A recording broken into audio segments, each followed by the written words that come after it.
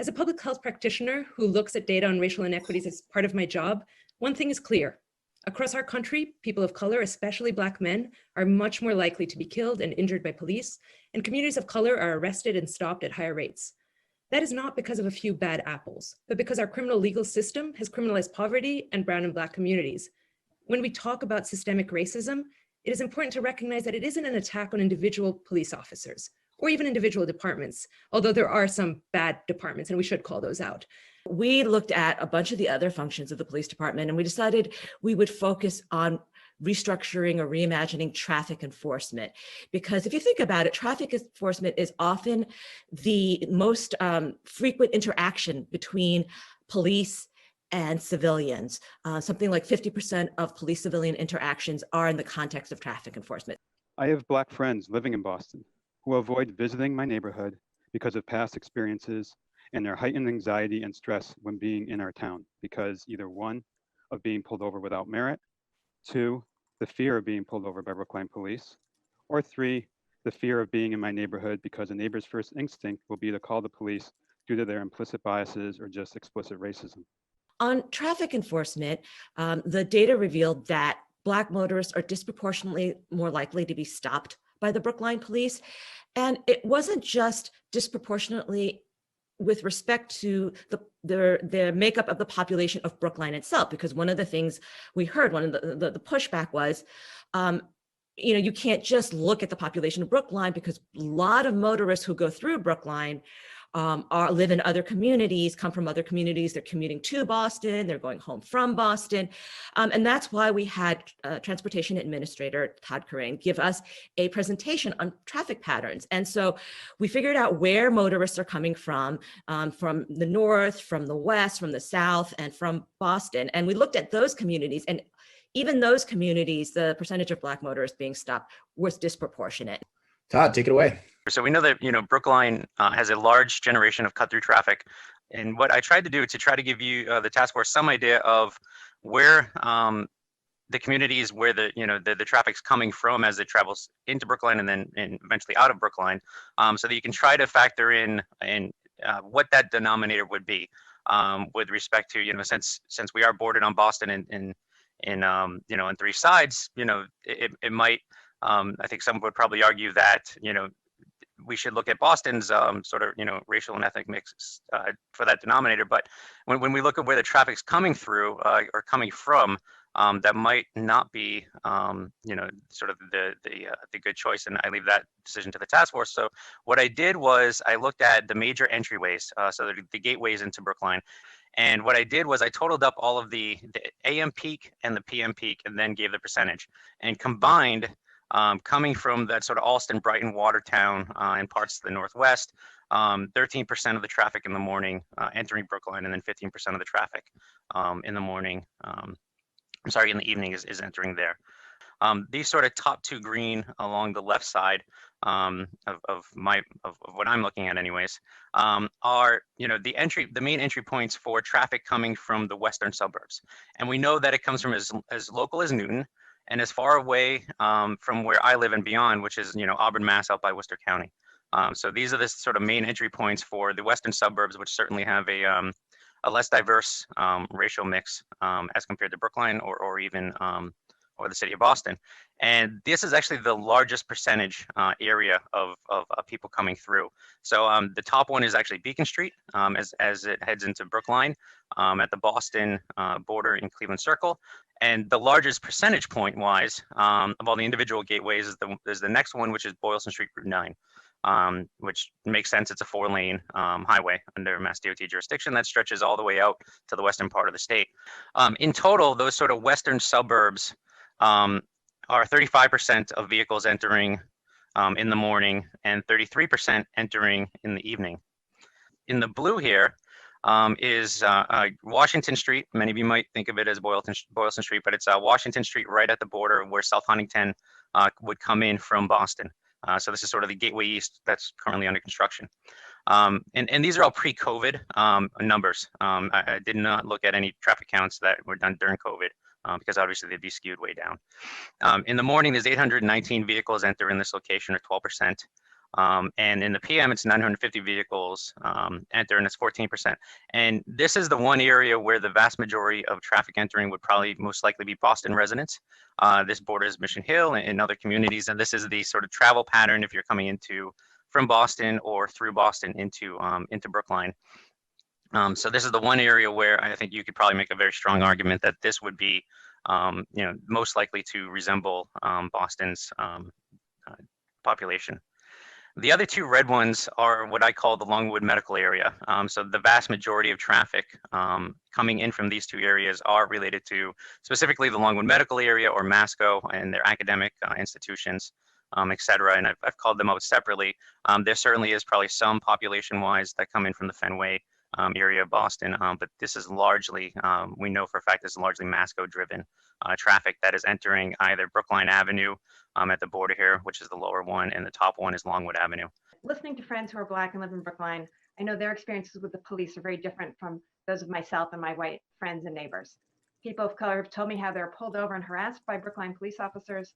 One friend told me his friends deliberately drive around Brookline to avoid our local police.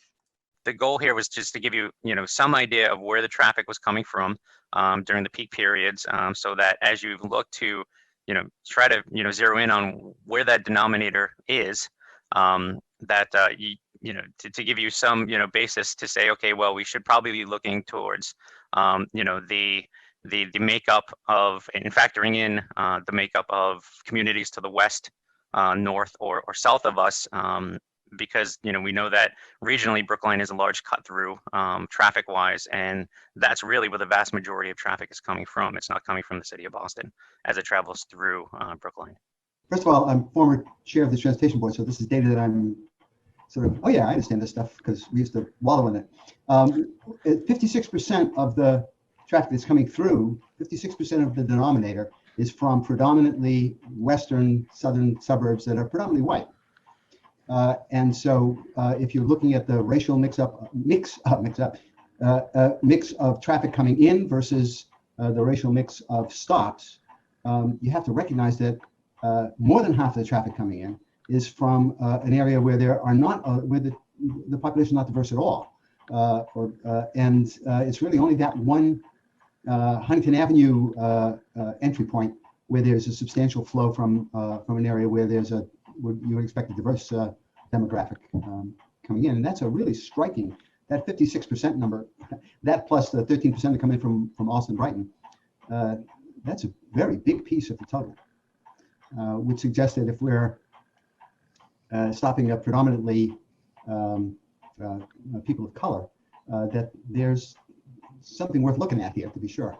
I've been in many meetings where people say, well, you see those numbers, and the reason for those numbers is that is because of the city of Boston, right? We've heard a lot about city of Boston, city of Boston, city of Boston. That's why we're so close to the city of Boston. So that's why you see that, it looks like we stop Black motorists at such a high rate, is because of the city of Boston. And we just see something, I think it's, this provides us and this should end up in our report and in our conversation with the select board and in other bodies, to say, like, everything we know, the evidence that we see points to a very different conclusion, and that we need to change the conventional wisdom around this. And if the conventional wisdom is, or it certainly has been, that there isn't a problem, that you're just looking at the numbers wrong, that's why you see that, and in fact, what I'm seeing indicates that it might be even more of a problem than some of us believed it to be in the first place, because of the traffic cutting through Brookline, which is significantly more white than Brookline is, frankly. As Raul says, and the data is so clear, you've got basically 70% of the traffic coming into town is coming in from largely white communities. And if you had 70% of the stops being made being whites, then you would say, oh, well, things are, in balance. They're not in balance. The other statistic that was interesting was that motorists of color, particularly Asian Americans, when they are stopped, are more likely to receive tickets than warnings. What was absolutely clear were the data that showed when people are stopped already for the same infraction, particularly speeding. And we had, I think, somewhere in the order of about 2,000 stops that we looked at. So this is not, this person, was rude, or that person. This is big data we're looking at here. We saw some stark disparities, particularly most evident between white drivers who were significantly more likely to get a warning rather than a ticket versus Asian drivers who were significantly more likely to get a ticket instead of a warning for the very same infraction. And of course, this is despite the anti-bias training and other things that the department has engaged in throughout the years, including more recently. And so we see this inherent bias, and there's been no other, I would say reasonable, but just no other explanation for those numbers. And we're still, we can't find one. The department can't provide one. Just having a quick look and listening to you folks earlier, I think overall, one of the main things I want to stress is about getting some sense of transparency, especially with respect to what kind of interaction that folks in Brookline have with the police. Especially as an Asian American, I'm very much taken aback. I'm pissed off right now, looking at that kind of disparity in the tickets. Does that mean I have to pay more as an Asian American for driving around Brookline? Whereas other people, this is disproportionality, this is discrimination. And so, this is just one particular area. So if we actually have transparency of data, of everything else relating to how the police interact with its citizenry, I think, that level of transparency will really engage us much, much more as a community. We started thinking about, is there a better way to do traffic enforcement? And one of the other things we found in our research is that, unfortunately, a significant barrier to reimagining or restructuring traffic enforcement is that Massachusetts state law requires traffic citations to be issued by police officers. We do think that the town may be better served with traffic functions, certain limited traffic functions fulfilled by civilians, by folks who, if there is conflict, they don't have, for example, firearms, so that we don't see tragic circumstances like Philando Castile. So in order to do that, though, there would be need to be a change in Massachusetts law. So we are recommending an introduction of a bill or home rule petition in the state legislature permitting these certain limited traffic functions to be fulfilled by civilians. Malcolm's made me think of a budget comment, because I'm thinking about people who they're mainly seeing this through a lens not of racial equality or of safety, but of budget. And I think we should have a section that addresses the costs of inaction. We, of course, have a record of costs spent from the town in response to discrimination cases, but we've also created now a very clear paper trail paid for by the town of widespread perceptions of discrimination. And in the case of traffic, evidence of consistent with discrimination. And so, I'm not a lawyer, but I do appear in court cases a lot as an expert witness. And, find me a plaintiff that's not going to look at this data and say that this town is engaging in discriminatory behavior, and the cost of inaction is real. I think we've got to get to a place, however, where where we can talk about first of all, an understanding of data. And one of the things that's been troubling to me, and this has come up over and over again, is the lack of use of really meaningful data that's been sitting there by the police department, and a lack of understanding of it too. I think when we had a conversation last week with the interim chief and sort of talked about the discrepancy between, like the vast discrepancy between tickets and warnings, that the response was, well, we've got to look at each individual case. Well, no, we have 2,000 stops in the speeding category last year. That number of stops accounts for the one person that was mouthing off, or the one person and that's why they got a ticket, or the one person that did this or that. So unless someone from the police department wants to go ahead and say remember, they're all stopped already. It's not like we're not talking about people who get stopped, right? These are people who are stopped, right? Like, so it's not like, they're stopping these motorists versus those motorists. They've already stopped them. The infraction has already occurred. And it's been categorized, right? The more serious infractions or the sort of more routine speeding infractions have been categorized. And in those categories, we see these racial discrepancies. There is no looking at individual cases here that's going to explain it. And the lack of understanding of that relatively simple, frankly, sort of way to look at data is troubling to me, because it's as well, if you don't understand how data works in that very simple way, you know, you can wave away anything you see in a survey or something else for whatever reason. And so that's the area where I think we also, if we're going to do something like that, we also have to explain these things, because you know, we're presenting data that to me is undeniable that there's a discrepancy. Now, if there's some other reason why that's not based on race, why drivers of color are significantly more likely to get a ticket than white drivers, please let me know. On data, I think there's some research out there, and other folks on this call probably know it better, that when people are confronted with data that conflicts with their held positions, they don't change their mind, they just dig in.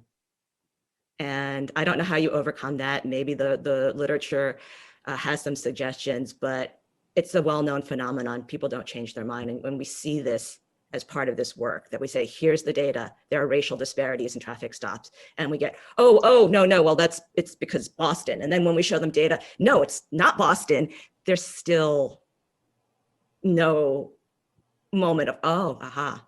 The task force, which looked at some driver data from the transportation department, which I think, you know, we analyzed and determined, you know, was not a good benchmark either.